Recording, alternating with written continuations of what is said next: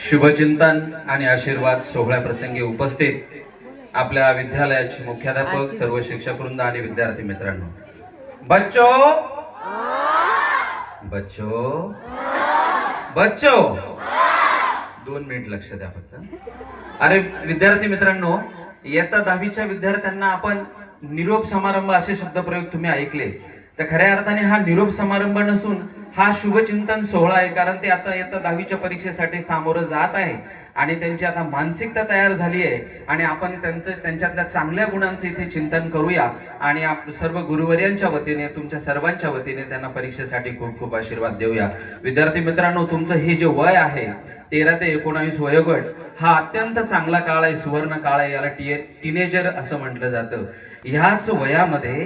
ह्याच वयामध्ये मुलं स्वप्न पाहायला शिकतात आणि ह्याच वयामध्ये स्वप्नांना आकार देतात. ह्या वयामध्ये बऱ्याच मुलांनी आपली ध्येय ठरवली असतील, कोणत्या मार्गाने जायचं, कसं जायचं हे ठरलेलं असेल. म्हणून माध्यमिक जीवनातला, ह्या जीवनातल्या कालखंडाला सुवर्ण काळ असं म्हणतात.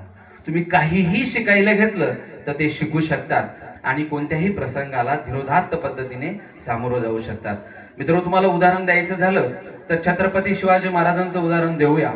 त्यांनी तुमच्याच वयामध्ये रायरेश्वराच्या मंदिरामध्ये स्वराज्य प्रतिज्ञा करून हे जगाला दिपवेल, जगाचे डोळे दिपवेल असं मोठं स्वराज्य उभं केलं. हा त्यांचा वयोगट होता. थॉमस अल्वा एडिसन या शास्त्रज्ञांचा जर विचार केला तर त्यांनी देखील तुमच्यासारखं त्यांना असं औपचारिक शिक्षण देखील मिळालं नाही, पण त्यांनी त्यांची जिद्द, मेहनत, चिकाटी या जोरावरती 1000पेक्षा जास्त पेटेंट त्यांच्या नावावरती केलेली आहे. मग ही जेवढी उदाहरणं बघितली आपण, तर त्यांनी ह्याच वयोगटामध्ये ध्येय पाहिलीत, ध्येय ठरवलीत, स्वप्न पाहिलीत आणि त्या ध्येयांना त्यांनी यशस्वी करून दाखवलं. मित्रहो, तुमच्या पंखात आता पुरेसं बळ आलेलं आहे. तुम्ही आता गरुड झेप घेण्यासाठी तयार झालेला आहात. आणि इयत्ता 10वीच्या पुस्तकामध्ये बी स्मार्ट नावाचा पाठ आहे बघा, आहे ना? तर त्या पुस्तकामध्ये एक वाक्य आहे, champions aren't made in gym. विजेते काही जिम मध्ये तयार होत नाही, व्यायामशाळेत तयार होत नाही. Champions are made from deep inside they have. त्यांच्यात असलेल्या, आतमध्ये असलेल्या काय काय असतं त्यांच्यामध्ये? दूरदृष्टी, a vision, a dream, a desire. दिव्यदृष्टी, इच्छाशक्ती आणि स्वप्न या जोरावरती ते यशस्वी होतात. मित्र हो, यशस्वी जर व्हायचं असेल तर नुसतं स्किल असून उपयोगाचं नाही, तर स्किल बरोबर विल असायला हवं. आणि इंग्रजीमध्ये एक स्लोगन आहे बघा, when there is a well there is a way. इच्छा असेल तर मार्ग दिसेल. म्हणून तुम्ही असं स्वप्न पहा जीवनामध्ये जे वास्तव असेल, जे वेळेत पूर्ण करता येईल आणि तुम्हाला यश नक्की गाठता येईल.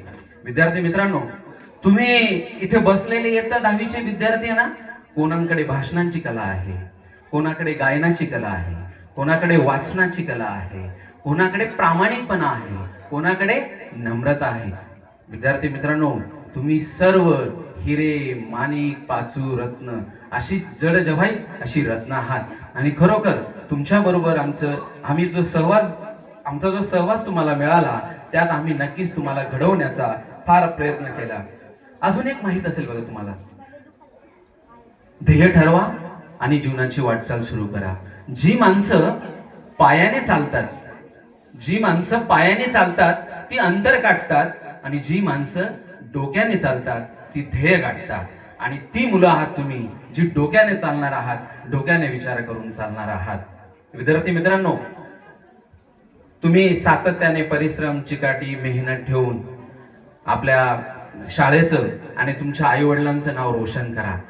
तुम्हाला फार मोठी संधी आली आहे. तुम्ही मनामध्ये जिद्द, मेहनत, चिकाटी आणि परिश्रम ठेवून जर काम केलं आणि तुम्ही स्वतःला जर सिद्ध केलं, तर हे जग तुम्हाला एके दिवशी आपोआप प्रसिद्ध करेल. त्याची चिंता करण्याचे कारण नाही, त्याची चिंता करण्याची गरज नाही.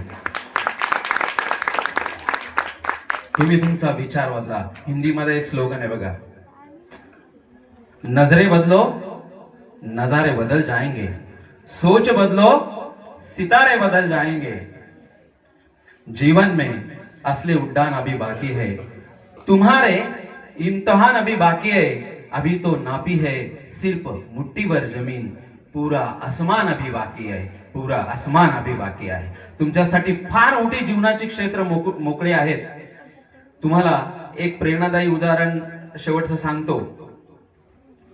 सगळ्यांना प्रेरणा देणारे, युवकांचे प्रेरणास्थान असणारे भारताचे माजी राष्ट्रपती कैलासवासी डॉक्टर APJ अब्दुल कलाम हे नेहमी अनेक युवकांसाठी प्रेरणा म्हणून काम करत राहिलेले आहेत, कार्य करत राहिलेले आहेत. त्यांची 5 वाक्य तुम्ही लक्षात ठेवा. पहिलं वाक्य आहे, आय एम द बेस्ट, म्हणजे मी सर्वोत्तम आहे, माझ्यामध्ये सर्व गुणवैशिष्ट्ये आहे.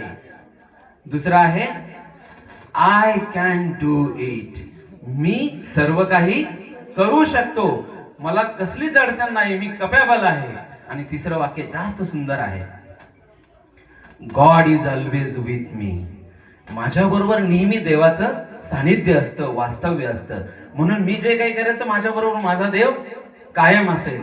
आणि पुढचं वाक्य तुमच्यासाठी आनंद देणार आहे, आय एम अ विनर, मी कोण आहे, विजेता आहे, मी कोणतीही गोष्ट साध्य करू शकतो, विजय मिळू शकतो. आणि शेवटचं वाक्य ज्या दिवशी पेपरला जाल ते दररोज आठवा, टुडे इज माय डे, आज माझा दिवस आहे. एवढी वाक्य आठवा, नक्की तुम्हाला यश मिळेल. आयुष्याची वाट चालताना चांगल्या मित्रांची संगत करा. If wealth is lost, nothing is lost. जर तुमची संपत्ती गमावली, तुमचं काही नुकसान झालं, तर याचा अर्थ फारसं काही नुकसान झालं नाही. If health is lost, something is lost. जर तुमचं आरोग्याला तुम्हाला दुखापत झाली, इजा झाली, तर काहीतरी थोडंसं गमावलं असं समजा. But if character is lost, जर तुमचं चारित्र्य, तुमचं वागणं, तुमचा पाऊल जर